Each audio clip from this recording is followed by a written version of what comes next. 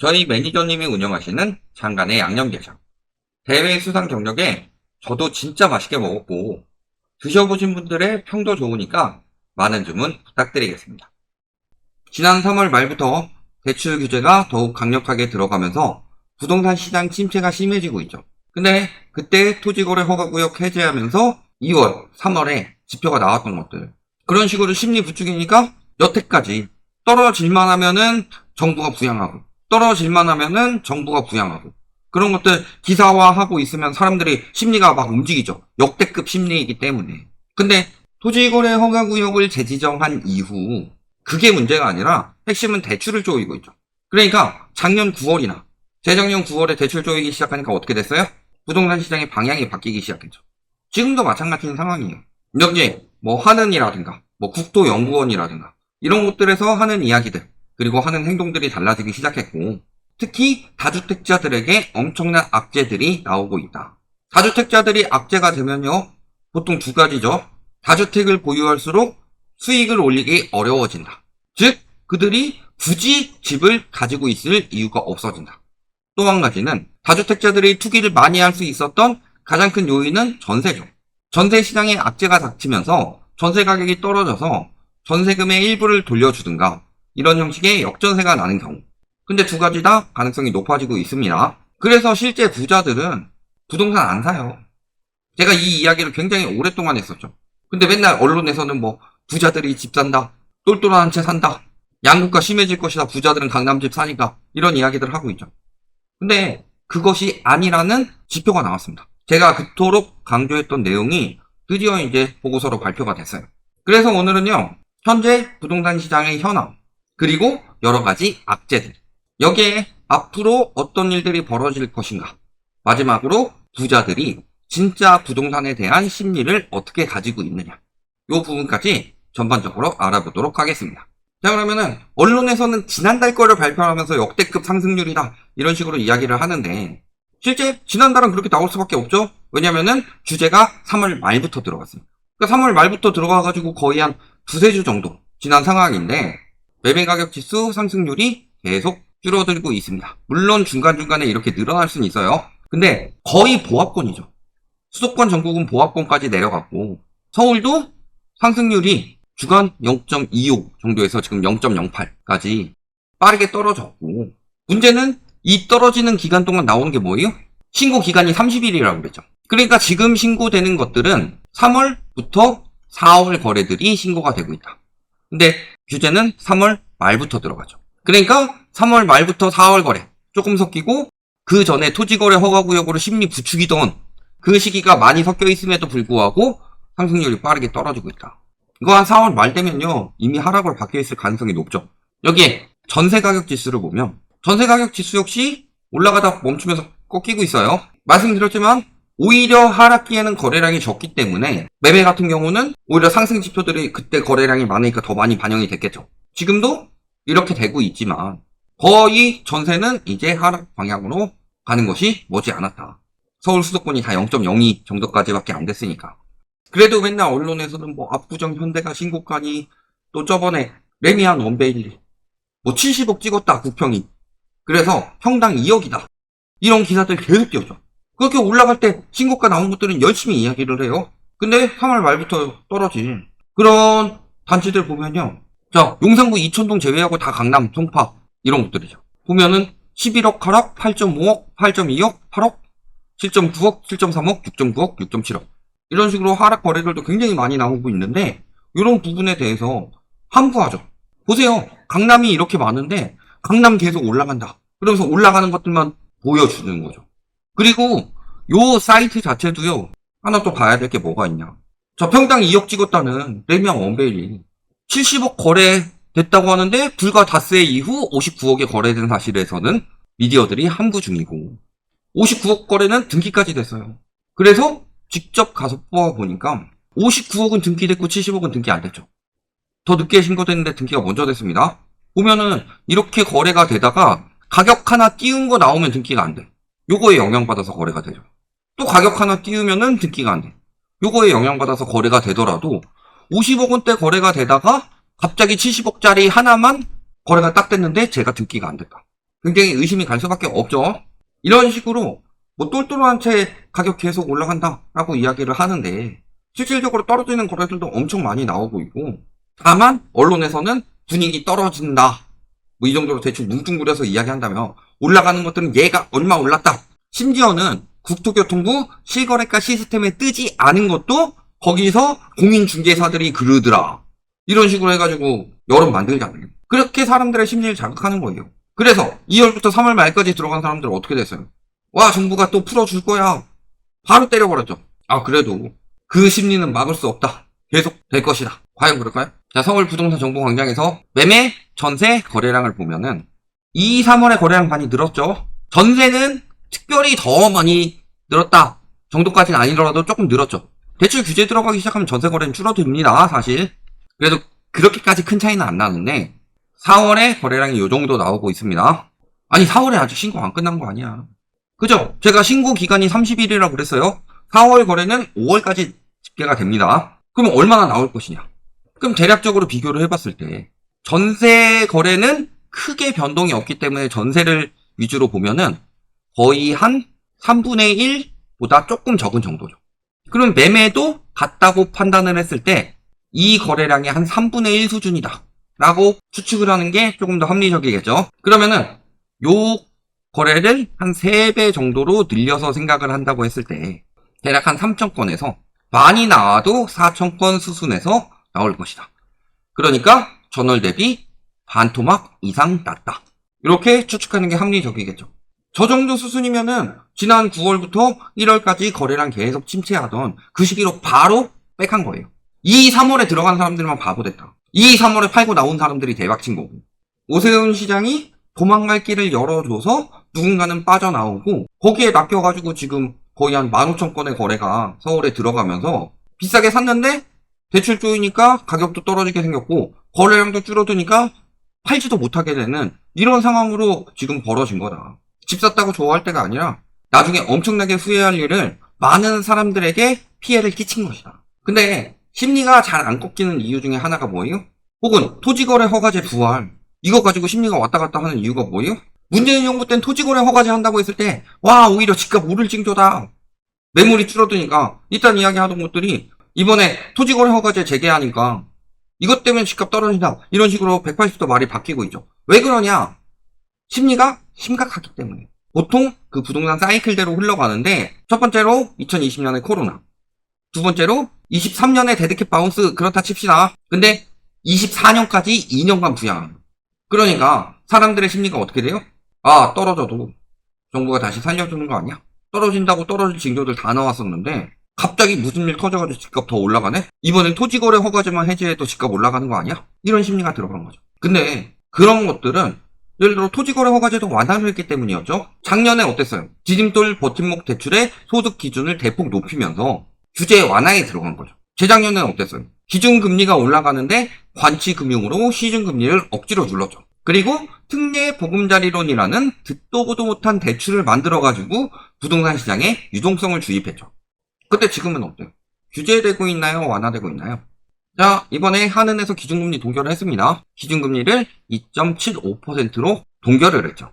그리고 그 동결 이유 중에서는 환율 문제도 있죠. 지금 1420원, 1410원 이런다고 하는데 언제 다시 1500원을 위협할지 모른다는 전망이 우세하다. 왜? 관세 90일이 연기가 된 거지 없어진 게 아니잖아요. 그럼 90일 뒤에 환율 다시 치는 거 어떡할 건데. 또 인플레이션 문제.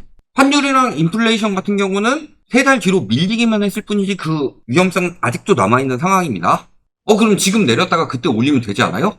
근데 들썩이는 가계부채도 금리를 묶은 배경이다. 근데 지금 가계부채가 어마어마하게 늘고 있냐? 어마어마하게 늘고 있는 상황은 아니에요. 특히 3월까지는 가계부채의 대부분이 주담대가 차지했다면 4월은 가계부채가 많이 늘고 있는데 주담대 비중이 매우 줄어들었습니다. 그래서 가계부채 자체는 3월보다 더 많이 늘어났지만 주담대는 3월보다 줄었어요. 그럼에도 불구하고 가계대출 더 쪼개려고 금리 동결을 했다. 또 우리가 2022년 말부터 2023년의 상황을 보면은 기준금리가 올라가는데 시중금리가 눌려졌죠. 근데 요즘엔 어때요? 기준금리 인하기인데 대출금리가 그만큼 떨어지지 않는다. 왜? 그때 선 반영해가지고 미리 내려놨으니까. 그리고 그 추세에 맞춰서 더 내린다? 가계부채가 다시 불붙을 우려가 있다는 소리죠. 그러니까 가계부채가 불붙을 만한 정책들은 어떤 것도 하지 않겠다. 이게 지금 하는과 금융당국의 방향성이죠. 특례보금자료는 폐지됐고 기입들 버팀목은 금리 올리고 있습니다. 금리 인하기. 앞으로 적극적으로 대출이 풀리는 일은 없을 것이고 오히려 대출이 많이 풀리면 더 억누를 일만 있다. 여기에 다주택자들 최악의 소식 하나가 또 뜨고 있죠. 원래 국토연구원이라는 곳이 어떤 조직이냐? 보통 정부편 들어서 이야기 많이 합니다. 그러니까 윤석열 정부 때 규제 완화해가지고 집값 떨어지는 걸 막고 집값을 다시 부양하는 걸 봤음에도 불구하고 문재인 정부 때 규제해가지고 집값 올랐습니다. 이딴 연구를 발표했던 곳이 국토연구원이에요. 금리 올라갈 때는 닥치고 있다가 금리 내려가니까 집값의 영향의 60%는 금리의 영향입니다.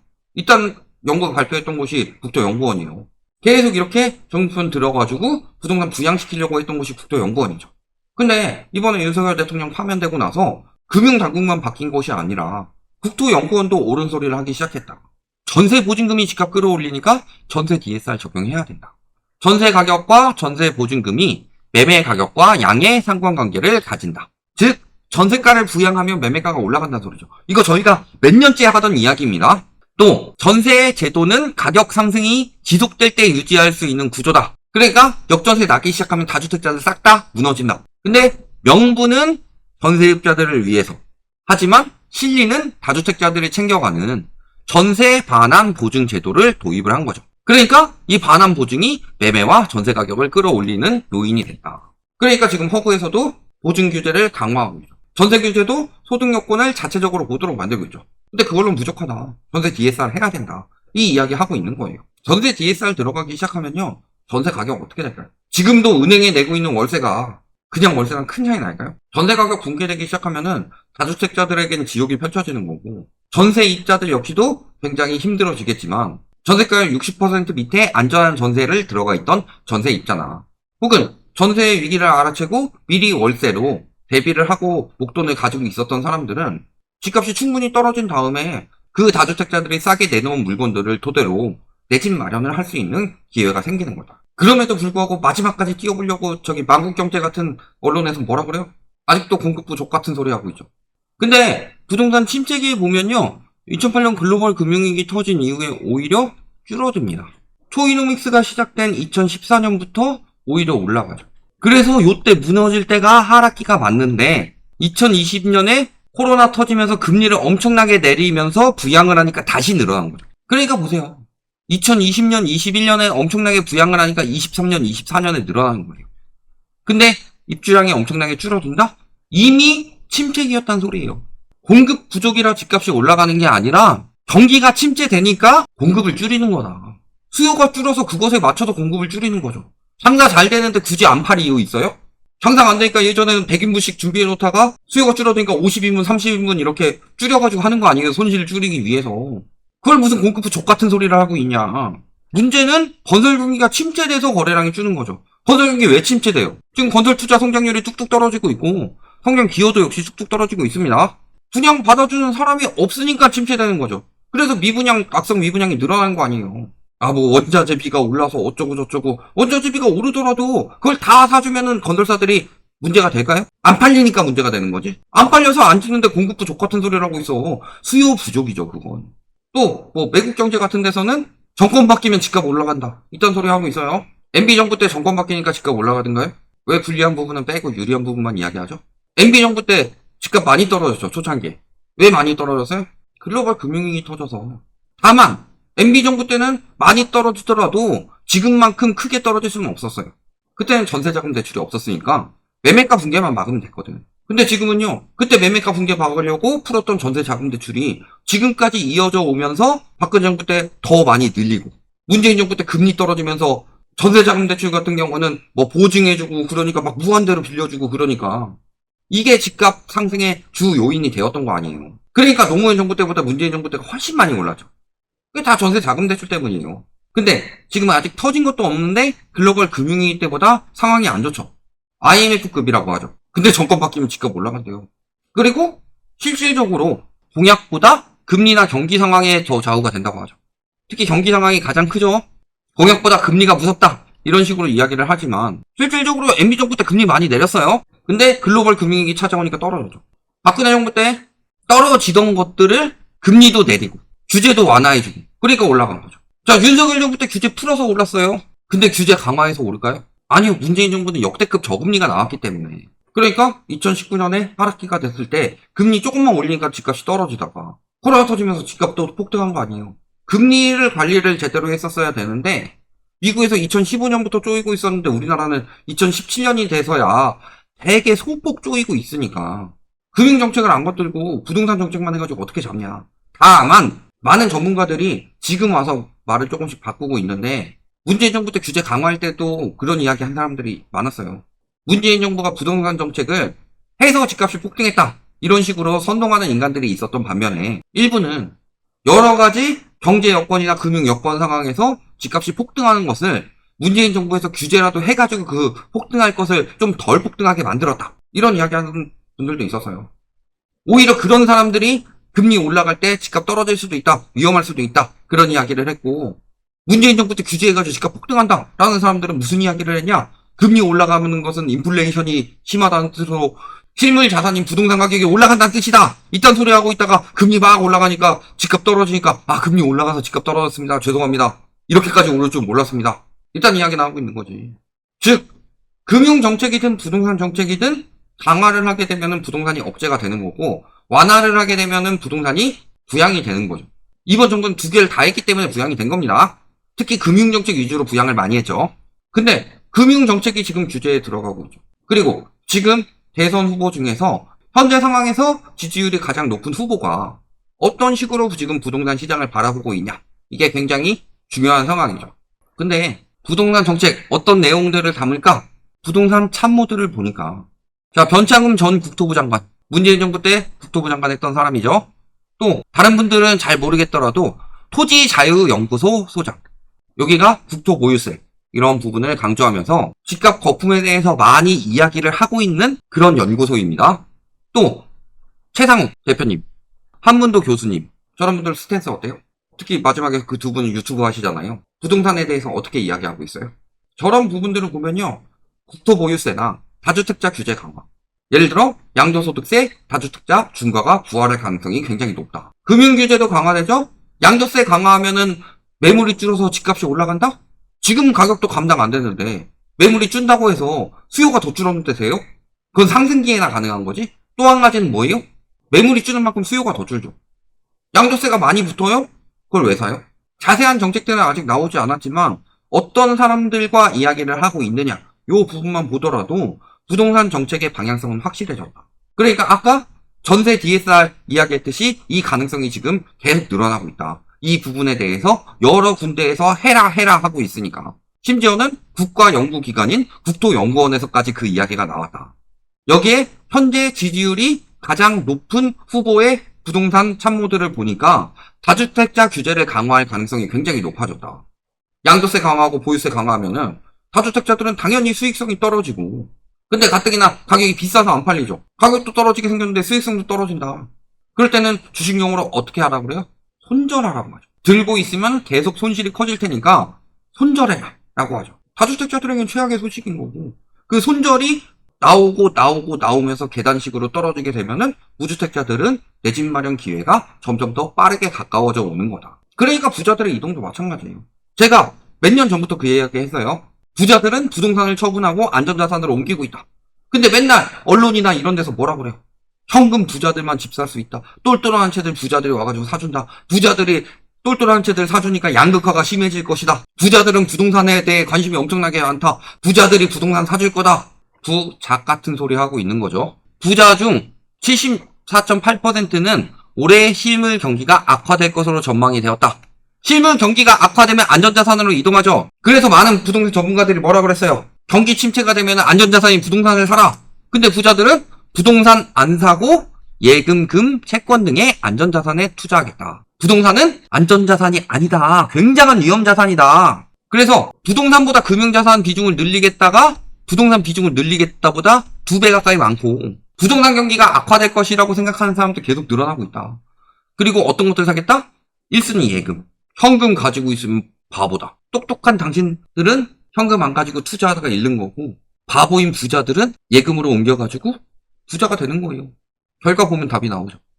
그 다음에 금채권. 부동산은 주식보다도 낫다. 펀드 신탁보다도 낫다. 어떤 부자가 부동산 사려고 있어요? 그래서 실질적으로 부동산 가격이 이렇게 올라갔는데 부자들의 부동산 자산 비중은 거의 그대로였어요.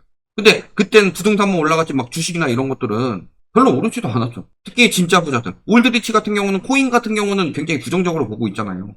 변동성이 너무 크기 때문에. 근데 막 올라갔는데 부동산 비중이 올라가지 않는다는, 부동산을 처분하고 있었단 소리예요. 올해도 마찬가지고. 부자들이 빠져나갈 길을 만들어주기 위해서 부자들이 산다라고 해가지고 빈자들이 사도록 만드는 거다. 이게 가난할 빈인지 아니면 골 빈인지 모르겠지만. 자, 결론. 부동산 분위기 이미 바뀌고 있습니다. 플랫폼이나 기사, 아까도 보셨지만요.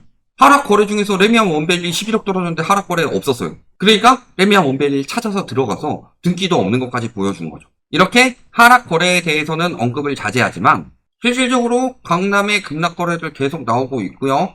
집값 상승률 역시 빠르게 떨어지고 있죠. 아직 3월 지표가 많이 반영되고 있는 가운데 그럼에도 불구하고 상승률이 뚝뚝 떨어지고 있다는 소리예요. 그리고 한은 같은 경우는 부동산 문제를 포함해서 금리를 동결했고 국토연구원에서는 전세 DSR을 이야기를 하고 있습니다. 즉 금융 규제는 더욱 강화될 상황이라는 거죠. 국가 주요 기관들이 그렇게 말하고 있으니까 금융 정책이 강화되더라도 오세훈 시장처럼 토지거래 허가제라도 풀어주면 상승하지 않을까? 지금 지지율이 가장 높은 이재명 후보의 부동산 참모들을 보면은 부동산 규제 강화와 국토보유세, 다주택자 업제 이런 정책들을 주로 하는 그런 전문가들이 많이 포진되어 있다. 즉 윤석열 정부 때처럼 부동산 규제라도 풀어주지 않을까가 아니라 부동산 규제마저 강화될 것이다. 그러니까 이미 부자들은요 자본을 이동시키고 있어요. 부동산 빼가지고 안전자산으로 이동하겠다가 늘어나고 있어요. 부동산이 안전자산이 아니란 소리예요. 부자들은 이미 그거 다 알고 행동했는데 그럼 그 사람들은 어떻게 부자가 되냐. 여러분들 선동해가지고 부동산은 안전자산이니까 사세요 해가지고 자기 위험자산을 처분해서 안전자산으로 옮기고 또 매번 똑같은 이야기로 화폐 가치 하락이라든지 공급 부족이라든지 공급 부족은 어떤 기준으로 공급이 부족한데 그런 식으로 선동해가지고 부자가 되는 사람들이 따로 있어요. 대부분의 부자들이 그렇다는 게 아니라 대부분의 부자들은 자기 자본을 알아서 잘 이동시키지만 일부는 그렇게 여러분들을 속여가지고 부자가 되는 거예요. 피를 빨아먹으면 빨아먹을수록 강해지는 흡혈귀처럼. 그러면은 와 흡혈귀가 굉장히 매력적이네 하고 내 모가지를 대줘야 될까요? 아니면 흡혈귀가 오니까 십자가라도 들고 마늘이라도 씹어야 될까요? 부자 걱정해줄 필요 없어요. 부자는 망해도 3대를 가는데 부자 걱정해주는 게 아니라 내 걱정부터 해야 된다. 여러분을 부자로 만들어주겠습니다 라고 해놓고서 빈자로 만들고 있다. 경제에 대해서 지식이 부족한 사람들을 속여서. 그러면은 결과는 나와있죠. 저렇게 다 빠져나가는 이유는 부동산 가격이 떨어질 것이기 때문에 도망가고 있는 거고. 근데 여태까지 부양이 엄청나게 됐죠. 거기에다가 전세자금 대출 때문에 부양이 2배로 됐죠. 떨어질 때도 2배가 되는 거예요. 2022년에 떨어지던 것이 글로벌 금융위기 때보다 훨씬 더 빨랐던 것처럼 이번에는 더 빨라질 수 있다. 2022년보다. 여기까지 말씀드리겠습니다.